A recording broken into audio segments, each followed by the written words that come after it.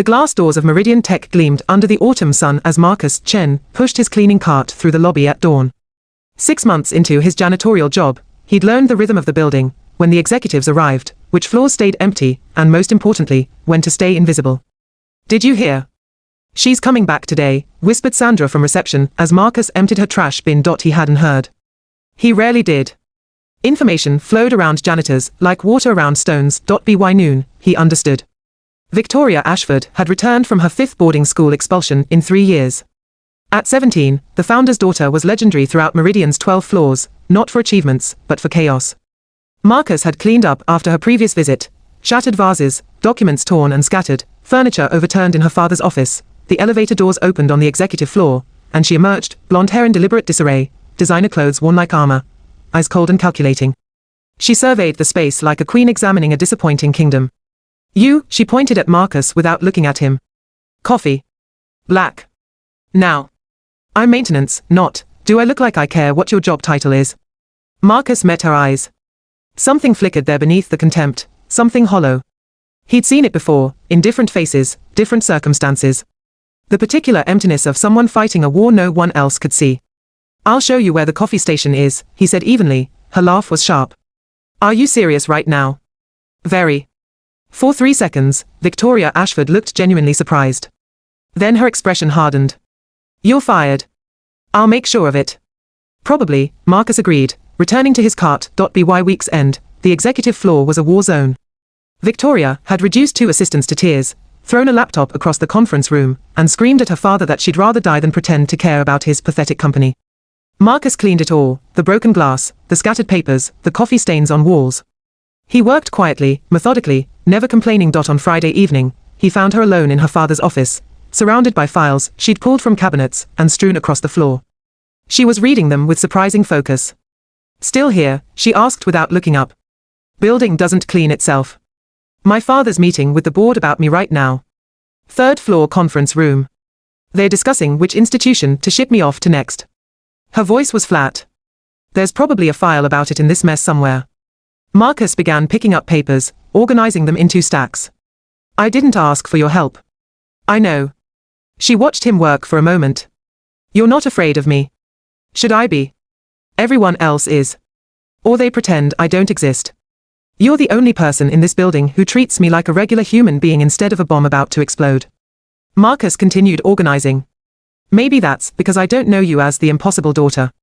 I just see someone angry. I have every right to be angry." "Usually do," he agreed. "Question is whether the anger's solving anything." Victoria stood abruptly, files scattering. "You don't know anything about my life." "True," Marcus said. "But I know what it looks like when someone's drowning and pushing away everyone trying to help." She stared at him, jaw tight. Then, unexpectedly, her eyes filled with tears. "My father built this company instead of raising me. My mother left when I was 8, because apparently I reminded her too much of him. Every school, every therapist, every fresh start is just them trying to fix their mistake. That's what I am, a mistake they keep trying to correct." Marcus set down the papers. "That's what they made you believe you are. Doesn't mean it's true." "What would you know?" she started, then caught herself. "Sorry. It's okay." She sank into her father's chair, suddenly looking much younger than 17. "How do you do it? Stay calm when people treat you like you're invisible." "I'm not invisible," Marcus said. "I'm just watching and listening while everyone else is talking. You'd be surprised what you learn." Monday morning, Marcus arrived to find his supervisor waiting. "Ashford wants to see you. Executive floor. Now."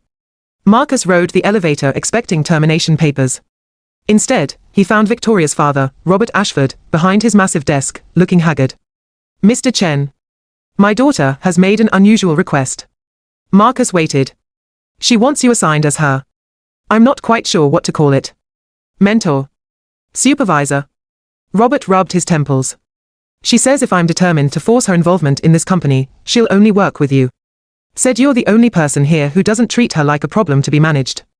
"Sir, I'm a janitor. I don't have any qualifications to, neither do the dozen professionals I've hired who've all failed." Robert's voice cracked slightly. "I'm out of options, Mr. Chen. She trusts you, for reasons I don't understand. That's more than I can say for anyone else." "What exactly would this involve?"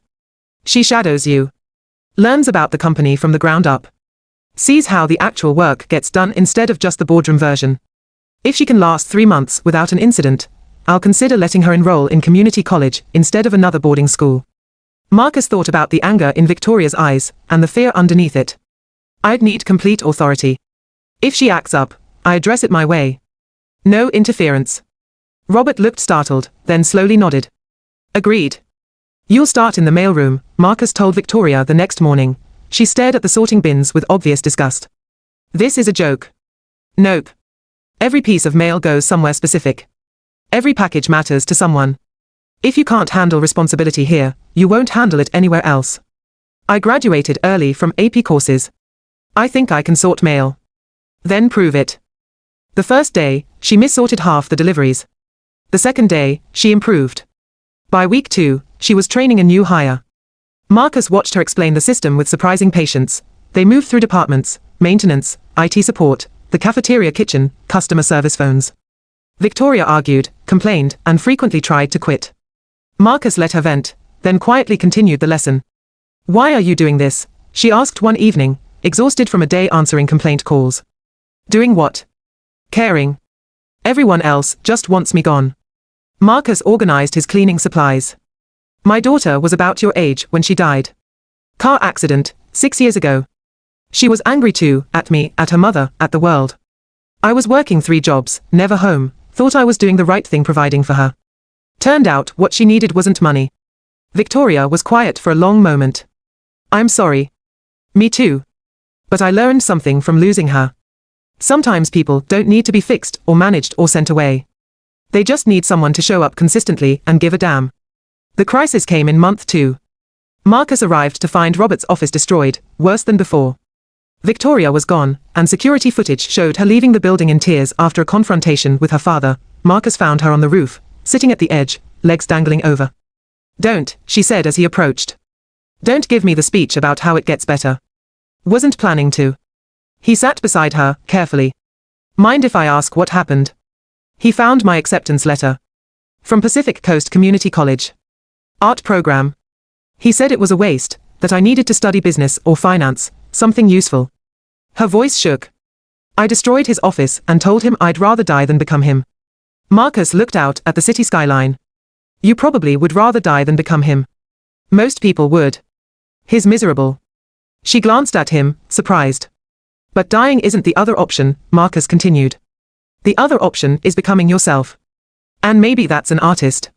Maybe that's something he can't understand or control. Maybe that scares him, because it means you're becoming separate from him, which is what children are supposed to do. He'll never support it. Probably not at first.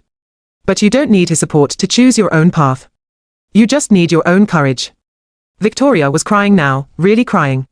I'm so tired of fighting. Then stop fighting against him and start fighting for yourself.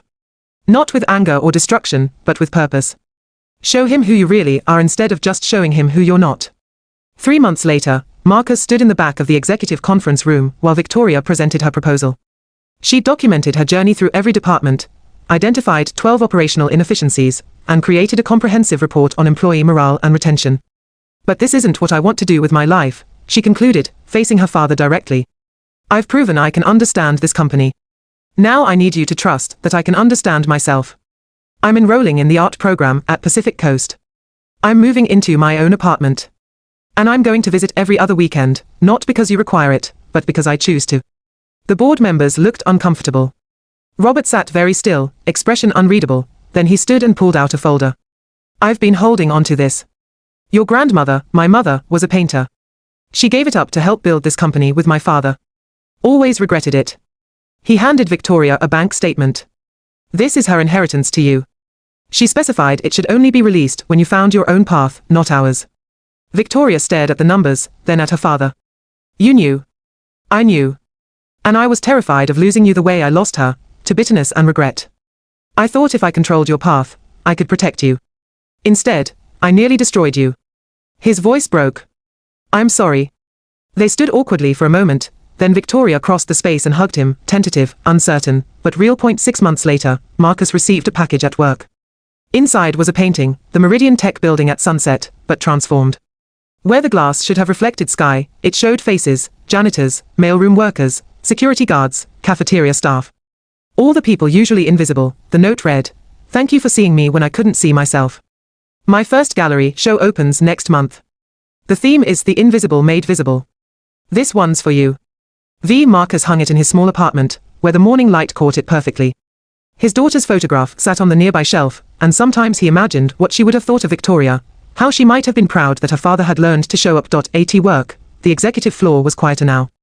Robert had implemented several of Victoria's recommendations, including an employee recognition program that highlighted the maintenance and support staff. Small changes, but meaningful ones. Marcus pushed his cart through the lobby at dawn, just as he had for years. But now, occasionally, people noticed. They said hello. They learned his name. He remained a janitor, but he was no longer invisible, and somewhere across the city, a young woman painted the world as she now saw it, full of people who mattered, even when no one was looking, especially then.